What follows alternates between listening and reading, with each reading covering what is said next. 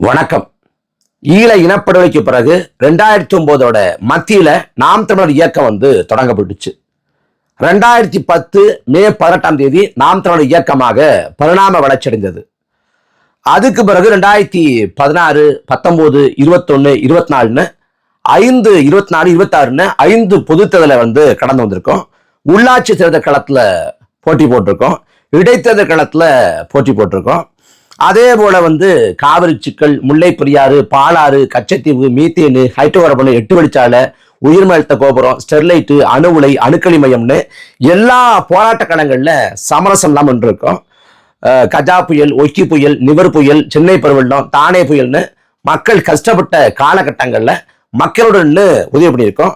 அதே போல தமிழ்நாடு முழுக்க பல லட்சக்கணக்கான மரக்கன்றுகளை நட்டிருக்கோம். அதே போல எண்ணற்ற மக்களுக்கு குருதி கொடை கொடுத்து நம்ம உதவி பண்ணியிருக்கோம்.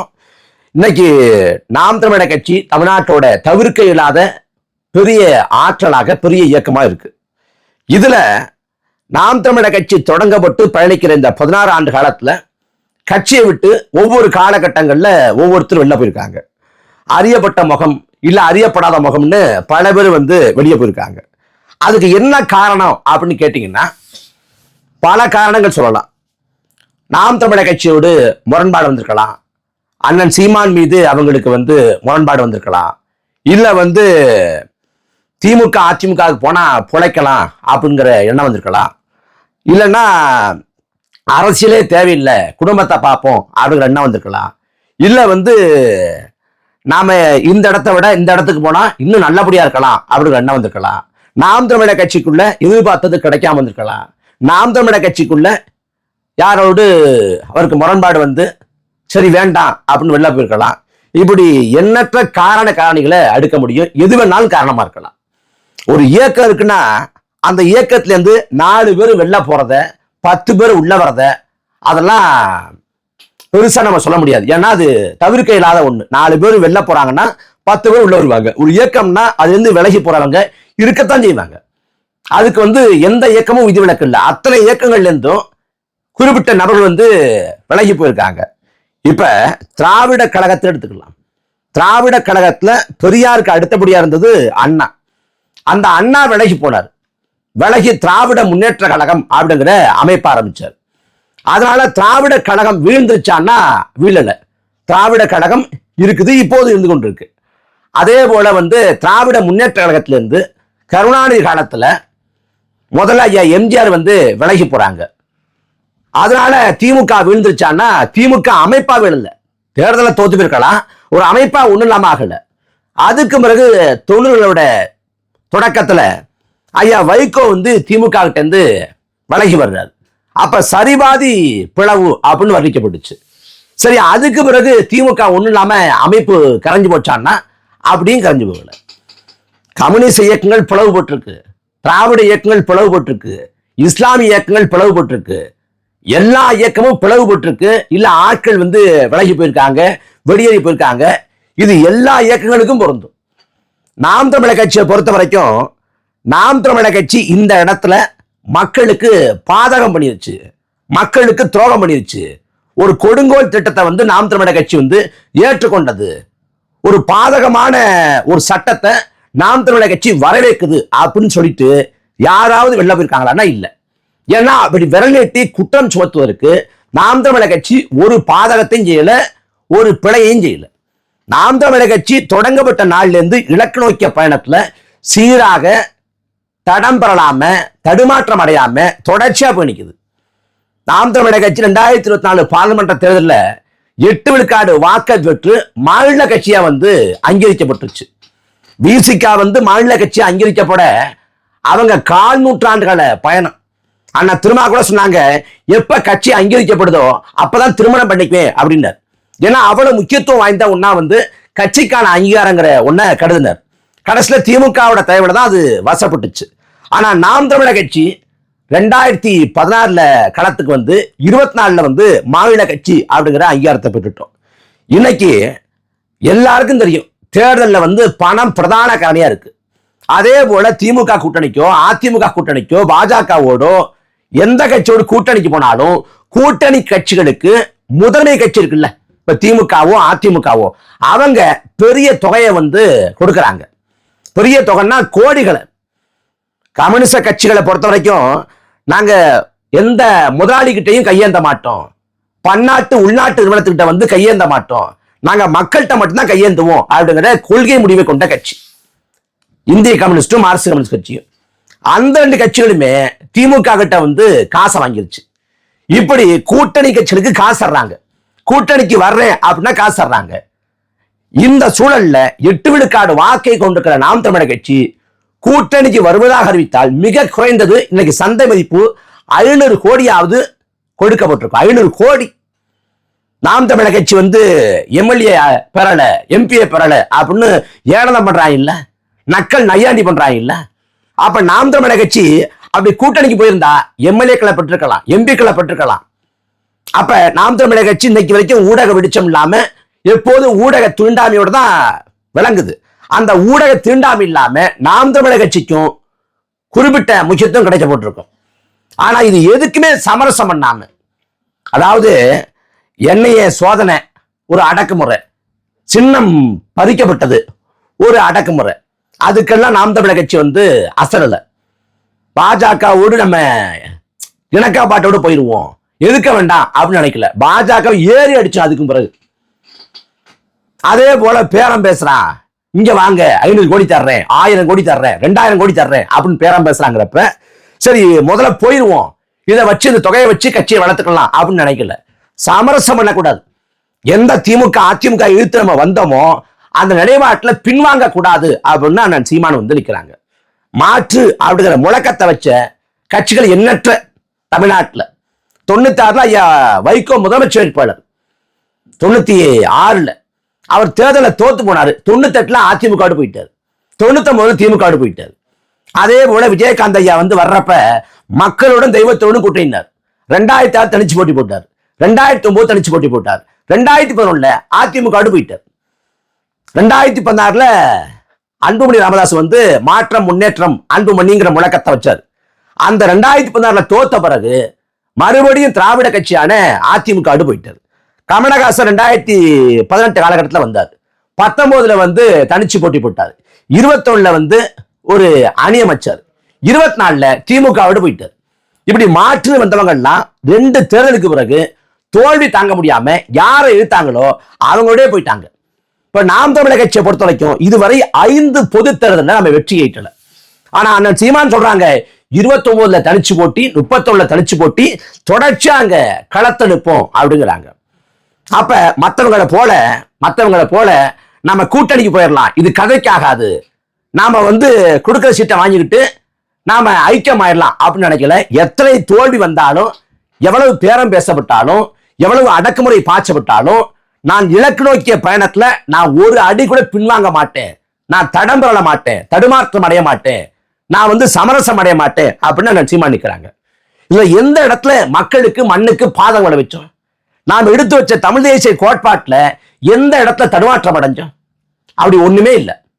ஆனா நாம் தமிழர் கட்சி குறித்து நாளும் 1000 அவதூறுகள், 1000 வசவு சொற்கள், இழிச்சொற்கள், பள்ளி சொற்கள். நாம் தமிழர் கட்சியை பொறுத்த வரைக்கும் நான் ஏற்கனவே பதிவு பண்ணியிருக்கேன். இங்க தனித்த அடையாளங்களா அந்த கட்சியில இருந்தவங்க யாருன்னு கேட்டீங்கன்னா, மூத்தவர் ஐயா தடா சந்திரசேகர் ஐயா வந்து தலைவரோட அப்பா அம்மாவுக்கே பழக்கம், தலைவருக்கு பழக்கம், மூத்தவர் தடா சந்திரசேகர் ஐயா.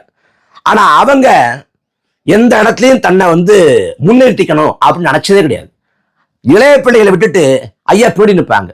ஐயா தடா சந்திரசேகர் ஐயா தமிழ் முழக்கம் சாகலம். இது ஐயாவோட நான் அத்தனை கூட்டங்கள்ல பேசியிருக்கேன், பயணப்பட்டிருக்கேன். எங்களை எல்லாம் பேச விட்டு ஐயா ரசிப்பாங்க. அப்படிப்பட்ட ஒரு பெருமகன். அதே போல ஐயா மணிவண்ணன் ஐயா, அவன் நினைச்சிருந்தா இங்க திராவிட இயக்கங்கள்ல போய் சேர்ந்துக்கலாம், பெரிய பொறுப்பை வாங்கியிருக்கலாம்.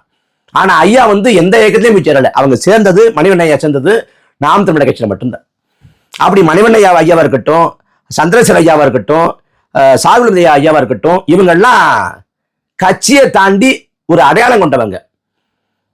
சாகுல் ஐயா, சந்திரசேகர் ஐயா, அதே போல மணிவண்ணன் ஐயா. சாகுல் ஐயா வந்து ஏறக்குறைய 1.5 ஆண்டு காலம் சிறையில் இருந்திருக்காரு. இந்த இனத்துக்காக பெரிய பொருளாதாரத்தை இழந்திருக்காரு. ஐயா வந்து கடைசி வரைக்கும் அந்த பொருளாதார இழப்புலேருந்து அவரால் மீண்டே வர முடியல. அவ்வளவு பெரிய பாரிய இழப்பு, கோடிக்கணக்கான இழப்பு. ஆனா எந்த இடத்தையும் நான் இழந்திருக்கேன், நான் தான் பெரியவன் அப்படிலாம் நினைச்சது இல்லை. கடைசி வரைக்கும் களத்துல நிற்பாரு. கடைக்கோடி மகனோடையும் அவ்வளவு இணக்கம் பாராட்டுவாரு, அன்பு பாராட்டுவாரு. அவங்க யாரும் தன்னை முன்னிறுத்தி கொண்டதில்லை. அண்ணனுக்கு பக்கபலமா இருக்கணும் அப்படிதான் நினைச்சாங்க. அதுக்கும் பிறகு வந்த அத்தனை பேரும் அண்ணனால அடையாளம் பெற்றவங்க தான். அது கல்யாண சுந்தரமா இருக்கட்டும், ராஜீவ் காந்தியா இருக்கட்டும், காளியம்மாவா இருக்கட்டும், யாரா இருக்கட்டும், அடையாளம் பெற்றவங்க அண்ணனால பெற்றவங்க தான். காளியம்மாள் கட்சியில எப்ப சேர்ந்தாங்க? 2017-18 நினைக்கிறேன். கஜா புயலுக்கு பிறகு நாகப்பட்டினம் அவுரித்தடல ஒரு ஆர்ப்பாட்டம். அந்த ஆர்ப்பாட்டத்துல அன்னைக்கு மீனவ அமைப்போட பிரதிநிதியா தான் காளியம்மா பேசுறாங்க. அதுக்கு பிறகுதான் கட்சியை சேர்றாங்க. காளியம்மாள் கட்சியில் சேர்ந்தது செய்தி கிடையாது. காளியம்மாள் கட்சியில் சேர்ந்தார் அப்படின்னு எந்த ஊடகம் செய்தியா போடல. ஆனா விலகினது செய்தி. ஏன்னா அந்த அடையாளத்தை கொடுத்தது கட்சி. கல்யாண சுந்தரம் கட்சியில் சேர்ந்தது செய்தி இல்லை. ராஜீவ்காந்தி கட்சியில் சேர்ந்தது செய்தி இல்லை. சேர்றப்ப காளியம்மாளோ ராஜீவ்காந்தியோ இல்ல கல்யாண சுந்தரமோ நானோ எல்லாருமே சாதாரண பிள்ளைகள் தான். எல்லாருக்கும் அடையாளத்தை கொடுத்தது, அங்கீகாரத்தை கொடுத்தது, இந்த ஊடக வெளிச்சத்தை கொடுத்தது, இந்த பேரை கொடுத்தது, புகழை கொடுத்தது எல்லாம் அண்ணன் தான். எல்லாம் அண்ணன் தான். எல்லாரையும் பேச்சாளரா உருவாக்குனது, பேச வாய்ப்பு கொடுத்தது, தேர்தலில் போட்டி போடு அப்படின்னு அங்கீகரிச்சது எல்லாமே அண்ணன் தான். அண்ணன் இல்லாம எதுவுமே இல்லை. நான் எல்லாம் பேச்சாளர் மாறுறேன்னா முழுக்க வேற அண்ணன் தான். நான் பல இடங்களில் சொல்லியிருக்கேன். எனக்கெல்லாம் இயல்புல நான் அவ்வளவு பெரிய கூச்சு சுபாவம். நான் மேடல பேசணும்னு நான் கனவு கூட கண்டது கிடையாது. ஆனா அண்ணனை பார்த்து பேச கத்துக்கிட்டு தொடக்க கால மேடைகள்ல நான் தடுமாறுறப்ப என்னை அண்ணன் ஊக்கப்படுத்தி பேச சொல்லுவாங்க. நாம் தமிழர் கட்சியோட அலுவலக வாசல்ல புதுச்சேரியில ஒரு பட்டினி போராட்டம், அது மூணாவது கூட்டமோ 4வது கூட்டமோ, அதுல பேசுறப்ப நான் தடுமாறிட்டேன். அதுக்கும் பிறகு நாம் தமிழர் கட்சியோட அலுவலக வாசல்ல தேவான்னு அண்ணன் இருந்தார் மாணவர் பாசல்ல. அவரும் நானும் அண்ணனை பார்க்க வந்தப்ப அண்ணன் திட்டுறாரு. என்ன திட்டினார்னா, அந்த வார்த்தையில அப்படியே நினைவு இருக்கு எனக்கு. நம்ம மேடல பேச உனக்கு என்னடா தயக்கம் அப்படிங்கிறாரு. இதுதான் அவர் திட்டினது. நம்ம மேடல பேச உனக்கு என்னடா தயக்கம் அப்படிங்கிறாரு. அதுக்கும் பிறகு பல்லாவரத்துல ஒரு பட்டினி போராட்டம். அதை பேசுறப்ப பாதையை தேடாதே உருவாக்குன்னு தலைவர் சொல்றாரு அப்படிங்கிற. பாதை இல்லை என்று கலங்காதே நீயே அமைத்துக்கொள் அப்படின்னு லெனின் சொல்றாரு அப்படின்னு சொல்ல வர்றப்ப ஒரு 2 நொடி 3 நொடி தாமதமாகுது. அண்ணன் மேடல் எடுத்து கொடுக்குறாரு. அது தம்பி தடுமாடுவான் அப்படின்னு எடுத்து கொடுக்குறாரு. அதே போல நான் முதல் முறையா பேசுறது டிசம்பர் 15, 2012 அரியலூர் நடைபெற்ற அண்ணன் அப்துல் ரவுஃபோட வீரவணக்க கூட்டத்தில். அதை நான் பேசி கொண்டிருக்கிறப்ப உட்கார்ந்துருந்த அண்ணன் அங்கேருந்து எந்திரிச்சு அந்த ஒளிவாங்கியை சரி பண்ணிட்டு போய் உட்கார்ந்தாங்க. மேடல நான் பேசுறத அண்ணன் பேசுறப்ப தம்பி கார்த்தி சொன்னது போல அப்படின்னு அதை மேற்கோள் காட்டி பேசினாங்க. இப்படி எல்லாரையும் ஊக்குவிச்சு வளர்த்தெடுத்து ஆட்களாக அடையாளப்படுத்தி விட்டது அண்ணன் தான், நாம் தமிழர் கட்சி தான். அதனால நான் பல இடங்கள்ல சொன்னதுதான், பேச்சாளர்கள் கட்சியோட முகமாக அறியப்படலாம். ஆனா கட்சியோட வேறு, கட்சியோட தூணு எல்லாமே களப்பணியாளர்கள் தான். ஏன்னா பேச்சாளர்களுக்கு முக வெளிச்சம், அடையாளம், அங்கீகாரம், பேரு, புகழ் எல்லாம் கிடைச்சிருது. ஆனா களப்பணியாளர்கள் இருக்கிறாங்கல்ல, அவங்களுக்கு அது கிடைக்கிறது இல்லை. நாம் தமிழர் கட்சியில 10 ஆண்டுக்கு மேல இன்னமும் அண்ணன்ட்ட அறிமுகம் ஆகாம, அண்ணனோட அலைவேஷன் இல்லாம களத்துல அண்ணனுக்காக உழைக்கக்கூடிய அப்பொழுக்கற்ற களப்பணியாளர்கள் இருக்கிறாங்க.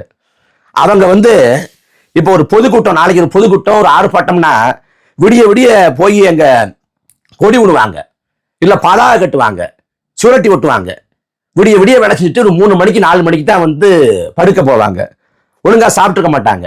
அப்ப விடிய விடிய வேலை செஞ்சுட்டு ஒரு தேநீரை குடிச்சிட்டு விடிய காலம் போய் படுக்க போறப்ப கண்ணை மூடுறப்ப அரை தூக்கத்துல நான் என் இனத்துக்காக உழைச்சிருக்கேன், நான் தலைவருக்காக உழைச்சிருக்கேன், அண்ணனுக்காக பாடுபட்டிருக்கேன்னு ஒரு மனநிறைவு வரும்ல, அந்த மனைவி நிறைவோடு போறாங்க. யார் நம்மளை பார்த்துட்டு பாராட்டுவாங்க, யார் நம்மளை பார்த்துட்டு கொண்டாடுவாங்க அப்படிலாம் அவங்க நினைக்கல. அப்படி களப்பணியாக இருக்கிறாங்கல்ல, எந்த அடையாளமும் அங்கீகாரமும் கிடைக்கப்படாம, அதை தேடாம, அதை விரிவாக்காம, அவங்க தான் கட்சியோட வேறு, கட்சியோட தூணு, அவங்க தான் கட்சியோட வலிமை. பேச்சாளர்கள்னா பேச்சாளர்களை உருவாக்குறது அண்ணன் சீமான். ஒரு பேச்சாளர் போறாருன்னா இன்னும் 100 பேச்சாளர்களை ஈன்றெடுக்கக்கூடிய வல்லமை நாம் தமிழர் கட்சிக்கு உண்டு. உருவாக்கக்கூடிய ஆற்றல் அண்ணன் சீமானுக்கு உண்டு. அண்ணன் சீமானோட வருகைக்கு பிறகு தமிழ்நாட்டுல பேச்சாளரா ஒருத்தன் உருவெடுக்கிறான்னா அண்ணனோட தாக்கம் இல்லாம சாயல் இல்லாம அவனால பேசவே முடியாது. ஏன்னா அண்ணன் வந்து பேச்சுங்கிற கலையில அண்ணன் வந்து ஒரு பல்கலைக்கழகம். அதனால கட்சி விட்டு இவர் போறாரு அவரு போறாரு, போறது அவங்களோட தனிப்பட்ட விருப்பம் உரிமை. போறவங்க இன்னொரு இயக்கத்துல பயணிக்கிறாங்க இல்ல வேற எங்கேயோ போறாங்கன்னா அது அவங்களோட உரிமை விருப்பம். அங்க போயிட்டு நாம் தமிழர் கட்சி மீது கல்லெறிஞ்சா, நாம் தமிழர் கட்சி மீது சேற்றவாரி பூசினா நாம சும்மா இருக்க முடியாது. நாம பதிலடி கொடுக்க தான் வேணும். இல்ல வேற இயக்கத்துல போய் அங்க பொழப்ப பாக்குறாங்க வேலையை பாக்குறாங்கன்னா நீங்க போயிட்டு போங்க, அவ்வளவு. அதாவது காலம்தான் எல்லாவற்றையும் மெய்ப்பிக்கிறது, காலம்தான் எல்லாவற்றையும் அடகப்படுத்துது. விலகி போனவங்க அவங்க தனிப்பட்ட காரணங்களுக்காக போறாங்க. ஆனா நாம் தமிழர் கட்சிங்கிற இந்த அமைப்பு எங்கேயாவது தவறு பண்ணுதா, எங்கேயாவது பிழை பண்ணுதா? நாம சமரசம் நாம எங்க தொடங்கணுமோ அதே நேர்கோட்டில் அதே வரிசையோட அதே உத்தேகத்தோட அப்படியே பண்ணிக்கிறோம். கட்சிகளுக்கிறப்ப இப்படி பேசுறது அப்படி பேசுறது, கட்சி விட்டு வெளில போன பிறகு கட்சி குறித்து அவதூறு பரப்படுது. சில பேர் என்ன சொல்றாங்க, கட்சியில் இருக்கு மாண்புங்கிற பேர்ல நீங்க ரொம்ப பண்றீங்க. இது ஒரு பக்கம். இன்னொரு பக்கம் கட்சி வெறுப்பு அரசியல் பண்ணுது. அந்த பக்கம் ஏதாவது ஒண்ணுதான் உண்மையா இருக்க முடியும். கட்சி மாண்போடு இருக்கா இல்ல வெறுப்பு அரசியல் பண்ணுதா? ரெண்டையும் சொல்லுவாங்க. ஏன்னா வெளில போன முடிவெடுத்துட்டாங்கன்னா காரணத்தை தேடுறது, காரணத்தை கற்பிக்கிறது. ஏன்னா வெளில போற ஆட்கள்ல பெரும்பான்மை ஆட்கள் நான் வந்து வெளியேறேன், நான் வெளியே போறேன், கட்சி மீது நான் எந்த சேற்றை வாரி பூச விரும்பல, கட்சிக்கு வந்து நான் களங்கம் கற்பிக்க விரும்பல, எனக்கு வந்து தனிப்பட்ட முறையில் போக விருப்பம் இருக்கு நான் போறேன் அப்படின்னு போறது இல்லை. பெரும்பான்மை ஆட்கள் போறப்ப தன் தரப்பை நியாயப்படுத்த போற போக்குல நாம் தமிழர் கட்சி மேல அவதூறு தூக்கி வீசிட்டு போறது. என்னன்னா நாம் தமிழர் கட்சியில பொதுக்கூட்டம் போடுறோம், ஆர்ப்பாட்டம் போடுறோம், களத்துல வந்து வேலை செய்யறோம், இல்ல பயிலரங்கு போடுறோம், அதெல்லாம் ஊடகங்கள் செய்தி ஆகாது. நாம் தமிழர் கட்சியில பொறுப்பாளர் அறிவிக்கிறாங்க, செய்தி ஆகாது. ஆனா நாம் தமிழர் கட்சி விட்டு வெளியே போனா அது செய்தி ஆகும். வெளியே போறதுக்கு முன்னாடி அவர் கட்சிக்குள்ள உழைச்சா கூட அதை செய்தியா போட மாட்டேன். ஏன்னா தமிழ்நாட்டு ஊடகங்கள் அப்படிதான் இயங்குது. அதனால இவங்க போயிட்டாங்க அவங்க போயிட்டாங்கன்னு இந்த பயணம் இந்த பாதை ஒருபோது நிக்க போறது இல்லை. அண்ணன் வந்து சொல்றதுதான், யாரு வருவாரு அப்படின்னு நம்பியா நிக்கல, என் கடமை நான் செய்யறேன் அப்படின்னு நிக்கிறாங்க. அதே போல இது இனமான கடமை என்று உணர்ந்த பல லட்சக்கணக்கான உறவுகள் வந்து நிக்கிறாங்க. ஒருத்தங்க போயிட்டாங்க ரெண்டு பேர் போயிட்டாங்கன்னா போறவங்களுக்கு தான் இழப்பை உடைய கட்சி வந்து இன்னும் பல போராளிகளை, கள போராளிகளை, பேச்சாளர்களை, செயல்பாட்டாளர்களை, எழுத்தாளர்களை, இயங்கக்கூடிய வல்லமை கொண்டவங்களை ஈண்டெடுக்கக்கூடிய உருவாக்கக்கூடிய ஆற்றல் நாம் தமிழர் கட்சிக்கு உண்டு, அண்ணன் சீமானுக்கு உண்டு. அதனால போறவங்க போகட்டும். நமக்கு இலக்கு என்னன்னு தெரியுது, பாதை எப்படிப்பட்டன்னு தெரியுது, களம் எப்படிப்பட்டன்னு தெரியுது. நாம் களமாடுவோம். எந்த தோல்வியை சொல்லி நம்மளை ஏளனம் பண்றானோ, நக்கல் நையாண்டி பண்றானோ, எள்ளி நகையாடுறானோ, அந்த தோல்வியை தோற்கடித்து வெற்றிங்கிற ஒன்றை சுவைக்கிற வரை நாம் ஓயக்கூடாது. அதனால எதனாலும் அயற்சி அடையாது, எதனாலும் தற்சொடையாது, வீரியத்தோட வெறி கொண்டு களத்துல பாய்வோம்.